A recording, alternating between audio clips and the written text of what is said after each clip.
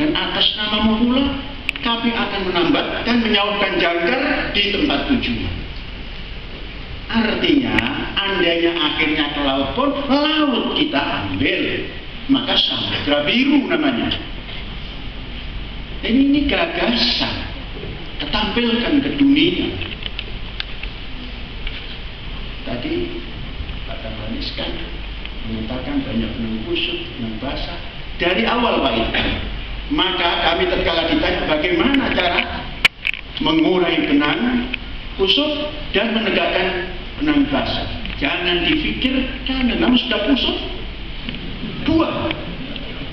Benang basah masih didirikan. Cuma dan buat yang namanya benang baru dapat pintalan kita sendiri sehingga mau diajak nyulam ini, nyulam itu. Saudara-saudara, yang begini ini perlu keberanian, saudara. Dan keberanian itu bukan diucapkan, dilangkahkan. Saudara-saudara, dulu tahun kurang lebih tahun berapa ya, ada kawan-kawan kita dari Nasrani minta perlindungan, kemudian minta mengadakan Natalan di sini. Tahun 12, 10, nah, kurang lebih tahun 10. Tatkala di Jakarta rawan. 28, 29, Jakarta rawan. Datanglah kawan kita, bisa enggak kami mengadakan Natalan di Azri. Oh boleh, mau pakai masjid? Kaget. Oh enggak, nanti jam 11 kami sudah harus keluar. Ini yang bisa agak lama. Oh ada tempat. Nanti dulu saya mau ngasih Polres, ngasih tahu Polres. Kami sampaikan pada Polres. Polres datang. Saya rawan ini. Bukan saya yang melarang. Rawan saya. Rawan bagaimana? Jakarta begini. Nah sudah. Taruhannya Panji Gumilang. Ada jarum jatuh saja yang sifatnya negatif, tangkap Panji Gumilang. Kalau perlu dari polisi ikut ke sini. Akhirnya terjadi. Berjalan. Saya ikut nyanyi. Kok ikut nyanyi saya? Saya nyanyi tidak harus menjadi Nasrani. Bisa nyanyi Nasrani tapi tidak harus menjadi Nasrani. Anda Natalan di Ma'had Az-Zaitun tidak harus jadi Islam. Inilah hidup bersama namanya. Sekalipun banyak yang menentang. Nah namanya menentang, nggak ada apa-apa juga ditentang kok. Berani.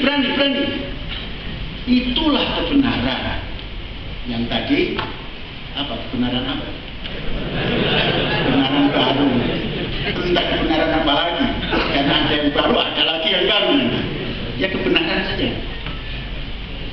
Dan itu dijalankan karena memang kita sudah tekadnya pendidikan antar bangsa dan mars yang kita buat itu hidup bersama menuju pendidikan antar bangsa. Pendidikan antar bangsa pilar yang pertamanya adalah global thinking. Bahwa dunia ini isinya macam-macam. Setelah itu manusianya harus punya solidaritas, punya setia kawan. Maka setia kawannya global, solidarity. Kalau kita sudah bisa menciptakan global solidarity, di lokal kita ini pun sudah global. Sekecil ini saja sudah global. Karena kita punya pikiran global, apa yang kita lakukan sudah global.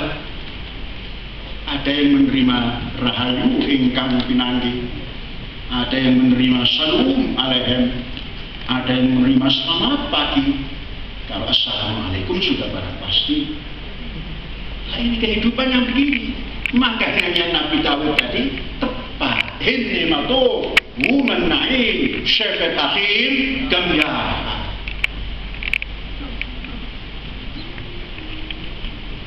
Tadi sudah solidarity. Terus tatanannya bagaimana? Global setting. Kalau antar bangsa itu ya global setting. Insya Allah di mana-mana kalau duduk seperti ini, oh ini sudah global, sudah internasional. Mengapa? Tidak deprok. Kalau deprok nanti saling, woi nutup saya, woi nutup saya. Ini duduknya. Ini sudah tatanan global, setting. Ini pendidikan global. Sesuai tidak dengan rahmatan lil alamin? Alam apa saja rahmatan lil alamin, maka pendidikannya harus at-tarbiyah al-alamiyah. Yang pertamanya at-tafkir al-alami, selanjutnya at-takafur al-alami, al-wadu' al-alami. Maka jadilah rahmatan lil alamin. Cara-cara seperti ini harus dibiasakan, karena pendidikan adalah pembiasaan.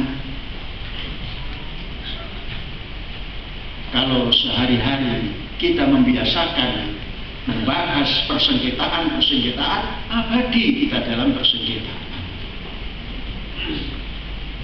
Kalau hari-hari kita membahas ketidakmampuan, abadi tidak mampu. Saudara, maka kalau sudah begini, berpikir kita ini di dalam lembaga karismatik ini menata supaya lembaga politik negara kita ini bisa masuk seperti persis yang dikehendaki dasar negaranya. Tadi Pak Taklaniskan kalau jadi Menteri BUMN kesulitan bagaimana menata pangan. Itu hal yang sangat mudah, tidak ada sulit. Karena apa? Negara kita ini sudah tersedia yang namanya tempat agrikulturnya, sudah tersedia dari zaman dulu, tinggal manajemen. Kemarin saya ngobrol sedikit, gampang itu Pak, bagaimana? Ya sudah, negara punya modal, BUMN ada modalnya, kita sewa punya rakyat. Harganya berapa? Kalau 1 tahun 1 hektar 20 juta, kita sewa 20 juta. Kemudian digarap oleh profesional pertanian, kemudian karyawannya boleh pertanian dapat sewa tadi. Dari sistem itu saja sudah bergentayangan uang itu mengalir sampai ke desa, mengalir di desa. Dan kan hasil kalau sudah dibuat real estate, rice estate seperti itu, sudah akan pasti mumpuni. Mengapa? Indonesia ini semestinya sudah bisa menghasilkan 12 ton, itu sudah bisa, tapi masih dalam kertas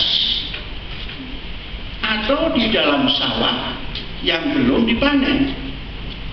Mengapa? Karena panennya manual, digebot, diangkat, habis 1%, digebot habis 1%, 10 kali ngangkat hilang 20%. Atau kemudian membawanya tidak langsung dibawa kepada tempat processing, membawanya di mana? Dipanggul. Berapa kekuatan memanggul? Pematangnya kecil lagi, karena ingin hasil banyak, jangan lebar-lebar pematang. Sampai kapanpun tidak bakal bisa. Maka harus dirubah. 1.000 hamparan, 1.000 hektar, di situ ada jalan, di situ ada processing, di situ ada segala macam peruntukan untuk pertanian. Kalau pupuk itu sangat gampang, tidak perlu harus mata-mata pupuk kimia. Maka diadakan peternakan. Maka sekaligus pertanian itu masuk pada peternakan.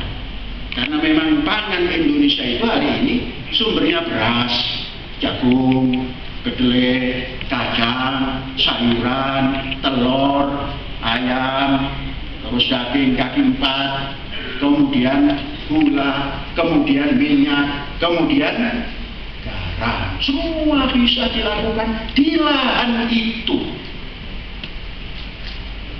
Maka prosesnya itu.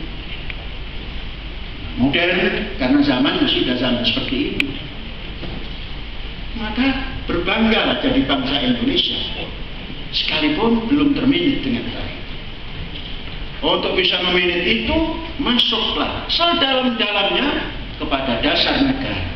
Masuklah sedalam-dalamnya pada persatuan Indonesia. Hilangkan itu kredo mayoritas, minoritas. Tidak ada, yang ada persatuan Indonesia. Boleh tepuk tangan sekarang.